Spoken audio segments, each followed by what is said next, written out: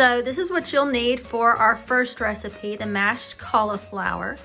This is our casserole dish where everything will end up at the very end for presentation. This is our grater in the bowl to catch the cheese that we'll be grating. This is what we're going to saute our butter and garlic in before we add the mashed cauliflower to it. You're going to need Parmesan cheese. I always get the block because freshly grated tastes so much better than the pre-grated stuff in the jar. We've got unsalted butter, measuring cups, salt and pepper, riced cauliflower. Now this is a shortcut that I took. The original recipe calls for a head of cauliflower that you would steam or boil, and I'm just going to save a little bit of time by steaming riced cauliflower instead. So I got 4 bags of riced cauliflower. You'll also need sour cream, full fat sour cream, and minced garlic. That's another shortcut I'm taking. The recipe calls for garlic cloves. 1 teaspoon of minced garlic is equal to 1 clove, so I have a total of 6 teaspoons of minced garlic that I'm going to be using. You'll also need spatulas and a microwave to steam that cauliflower, and last but not least, a food processor.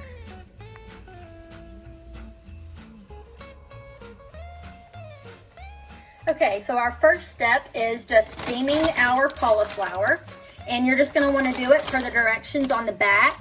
This particular brand calls for us to cook this for 6 minutes per bag.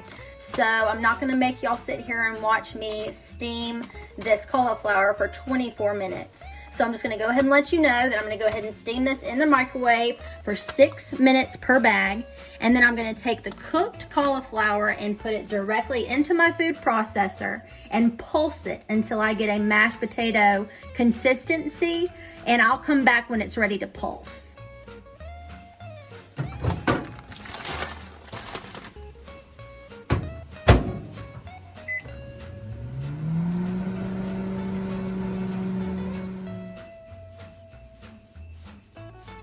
Now at this point, we've got all of our cauliflower cooked and added to our food processor.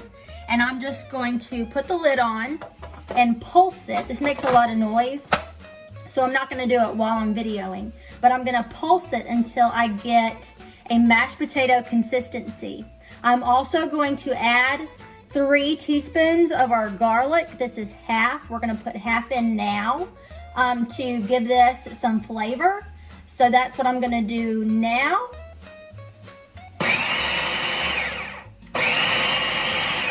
You may at times have to open this and use your spatula to get it off the edges and to just redistribute it.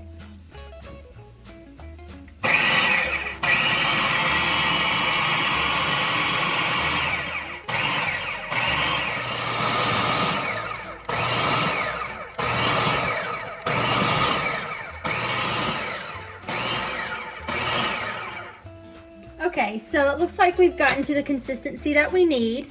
You can see in here, it looks just like mashed potatoes, and it's smooth like mashed potatoes.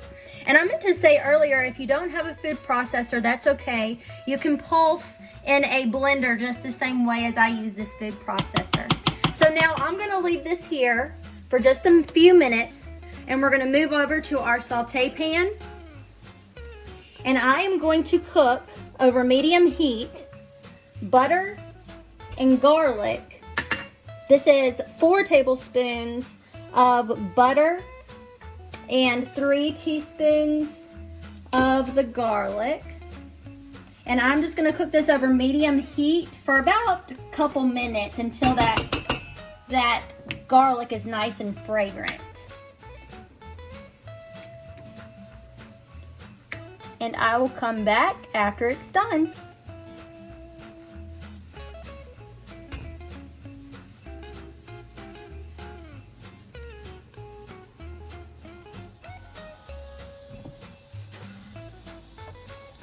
Okay, so once our butter is melted and our minced garlic is slightly brown, we are going to add our mashed potato mixture mashed cauliflower mixture, I guess I should say, directly to the pan.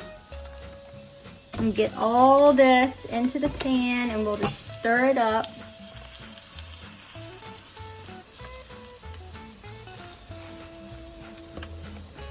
Oops. Move that blade.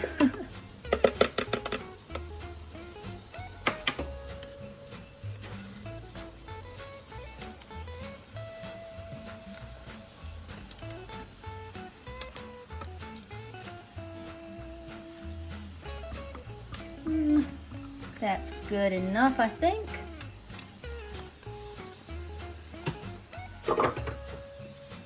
We're gonna stir this together.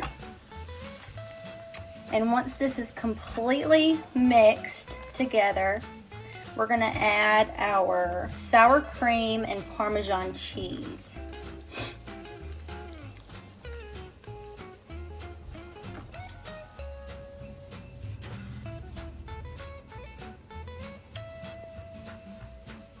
So now that our garlic and butter and mashed cauliflower is completely incorporated and together, you see it looks just like mashed potatoes. And I'm going to add at this point, this is a 1/4 cup of Parmesan cheese. And this is 3 tablespoons of sour cream. And I'm gonna add it directly in. I'm gonna make sure that everything is fully combined.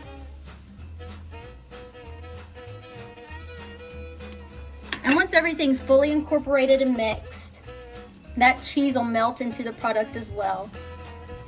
We can add salt and pepper to taste, and then we're going to dump into our casserole dish. Now, if you have hypertension or anything, you can leave the salt and pepper out at this point and just let your party attendees add as they wish, as desired. But you can go ahead and add now. It's just up to you. But we're just gonna get everything fully incorporated, and as you can see, it looks just like mashed potatoes. So this is a perfect lower carb option to use at your holiday festivities than mashed potatoes. Your guest will never know it's not mashed potatoes.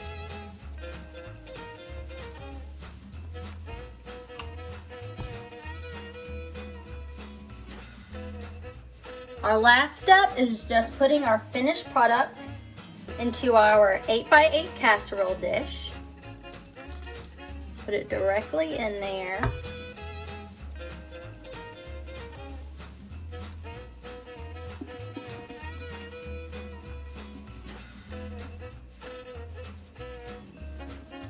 And then fluff it.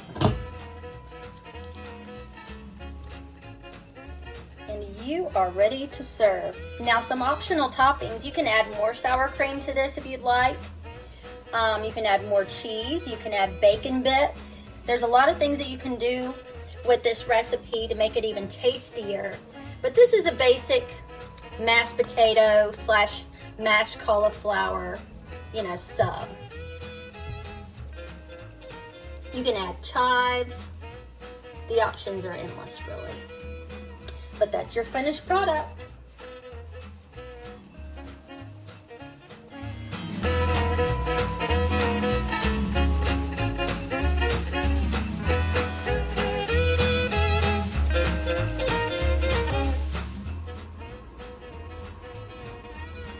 Now for our second recipe, we'll need a lot more ingredients and items to cook with, as you can see. We're going to still need our grated Parmesan in a bowl and grater. We're going to need our measuring cup and measuring spoons, an onion. I used a yellow onion for this recipe, a medium onion, nutmeg, salt and pepper, olive oil, all-purpose flour, a big pot, 2.5 pounds of green beans, Greek yogurt. I used a non-fat. The recipe calls for a 2%, but I could not find any at the grocery store, so we're using a non-fat plain Greek yogurt. Panko breadcrumbs. These are seasoned. The recipe calls for whole wheat. Again, I could not find that at the grocery store, but I think this seasoned version should taste very well with this recipe. Parsley flakes, a measuring cup that's pourable, scissors, a saute pan, Baby Bella mushrooms, very important. They have more flavor than your white mushrooms, so make sure you're using Baby Bella. You'll need some cooking spray, milk, a casserole dish to put it all in at the end.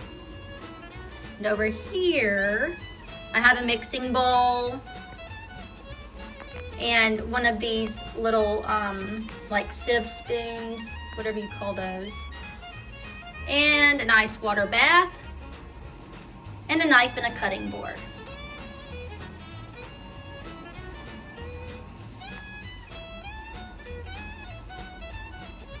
Our first step for this recipe is going to be stirring together in a bowl a half cup of seasoned panko breadcrumbs, 2 tablespoons of olive oil, 2 tablespoons parsley flakes, and a 1/4 cup of Parmesan cheese. And we'll just stir all of that together until incorporated.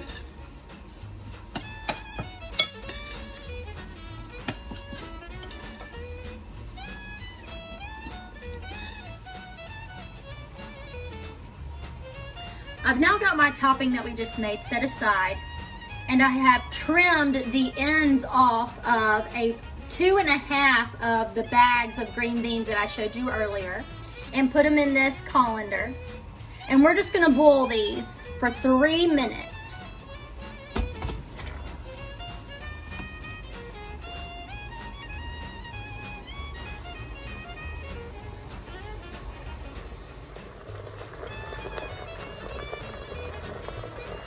We've now been at a full boil for 3 minutes. So I'm gonna take these green beans out and I'm gonna blanch them by adding them to an ice water bath. So I've made a giant bowl of ice water and I'm just going to put my pan down inside. Slosh it around. Make sure that those green beans cool off quickly and don't continue to cook.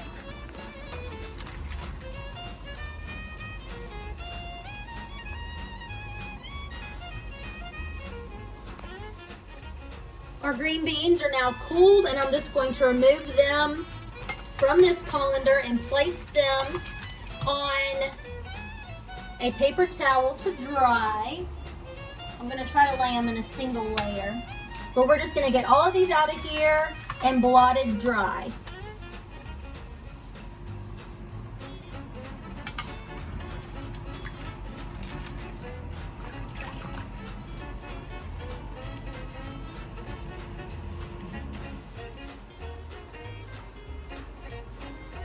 Now I've got my pan on medium heat and I'm going to add a tablespoon of extra virgin olive oil, and then I'm going to add my onions and my mushrooms, and we're just going to saute these for about 15 minutes until the onions are yellow and the Baby Bella mushrooms are brown.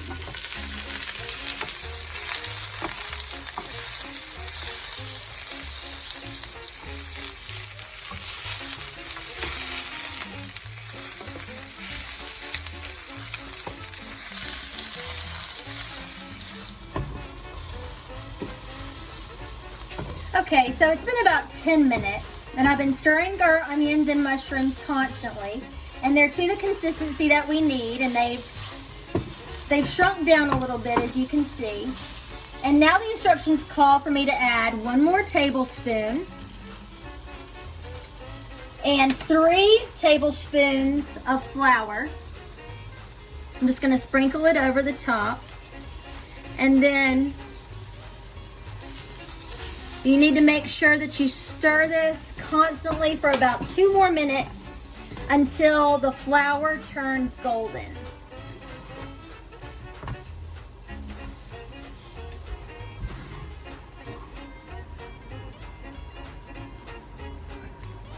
So my flour is golden brown, and I'm going to add 2 cups of milk. I'm going to stir slowly, and I'm going to scrape that flavor off of the bottom.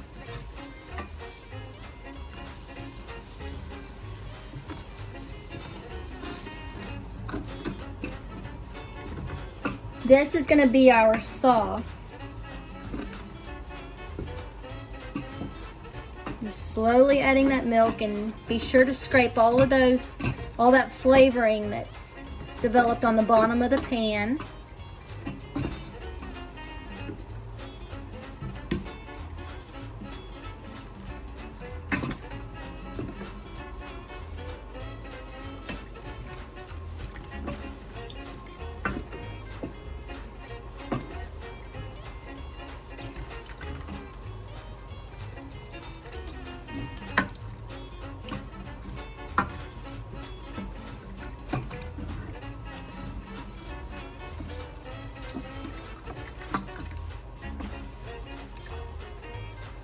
Okay, and then I'm also going to add 1 teaspoon of salt, 1/8 of a teaspoon of nutmeg, and 1/2 teaspoon of black pepper. And then I'm just going to continue to cook this on low heat until the milk becomes thick. Thick like a sauce is what we're looking for. So we're gonna cook this for about 8 to 10 minutes.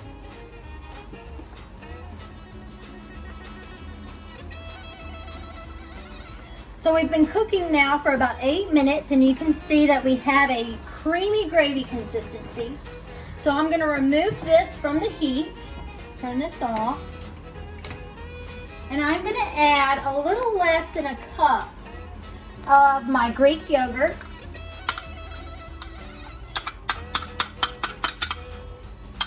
Seven ounces. 8 ounces is a cup. So we added a little less than a cup here. And I'm going to stir this in. And as soon as this is incorporated, our gravy is ready.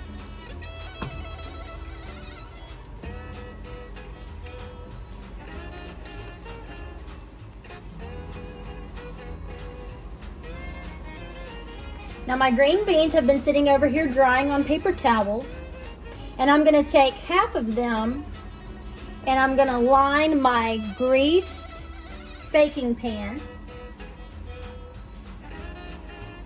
just half. My hands have been washed and dried, if you were concerned.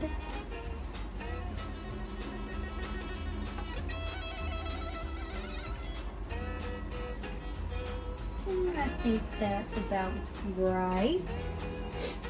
And I'm going to top this mixture with half of my gravy that I've created here. This is what it looks like after you add the Greek yogurt.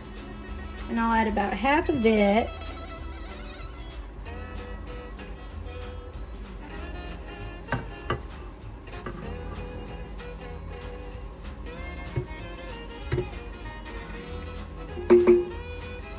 Set it aside, just spread it around all over my green beans.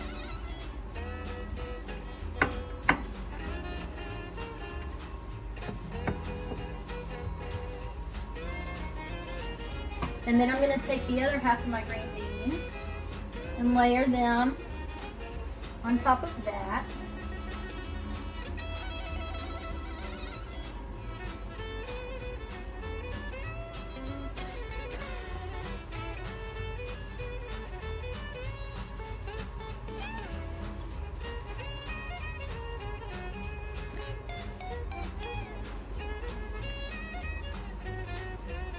And I'll take the remainder of my gravy and add it to the top.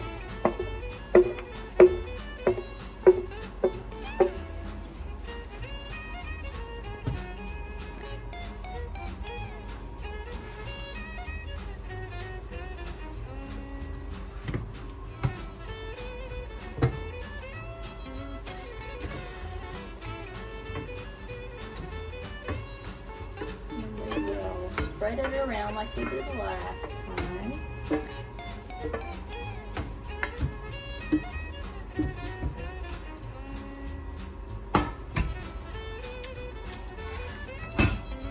Make sure you get all that flavor all over those green beans.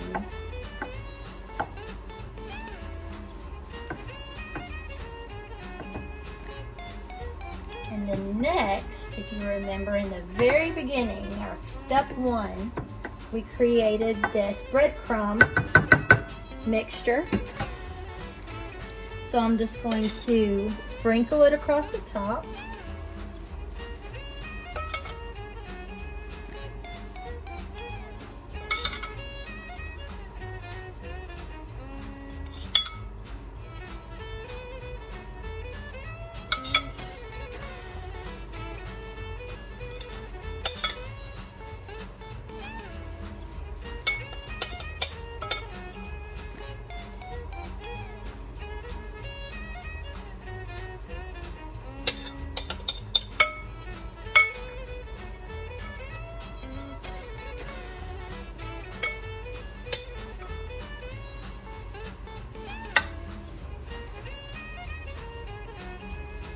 And now our casserole is ready for the oven.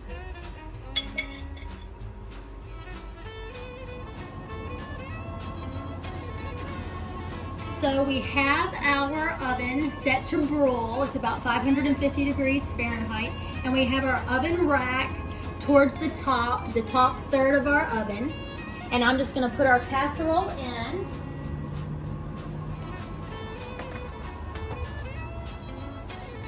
And I'm gonna watch this very closely for about 1 to 3 minutes until that top starts turning golden brown and it starts bubbling around the edges.